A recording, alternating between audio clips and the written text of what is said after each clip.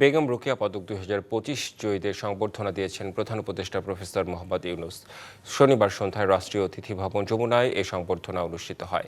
এ সময় উপস্থিত ছিলেন এবছর বেগম রোকেয়া পদকপ্রাপ্ত রুবহানা রাকিব, নাবিলা ইদ্রিস, কল্পনা আক্তার ও ঋতুপর্ণা চাকমা। এ সময় পদক জয়ীরা নির্বাচনের জন্য দেশের রাজনৈতিক দল ও মানুষের মধ্যে ঐক্য বাড়ানো প্রয়োজন বলেও প্রধান উপদেষ্টাকে পরামর্শ দেন। জুলাই গণঅভ্যুত্থানের অন্যতম নেতা ইনকিলাব মঞ্চের মুখপাত্র ওসমান হাদির ওপর হামলার ঘটনায় উদ্বেগ ও সরকারকে কঠোর ব্যবস্থা নিতে অনুরোধ জানান। তারা এ সময় পরিকল্পিতভাবে এই হামলা চালানো হয়েছে বলে উল্লেখ করে প্রধান উপদেষ্টা বলেন, তার পরিবারের সঙ্গে নিয়মিত যোগাযোগ রাখা সহ নিয়মিত হাদির চিকিৎসার খোঁজ নেওয়া হচ্ছে। পাশাপাশি রাজনৈতিক দলগুলোর সঙ্গে কথা হয়েছে, তারাও সহায়তা করছে বলে জানান প্রধান উপদেষ্টা।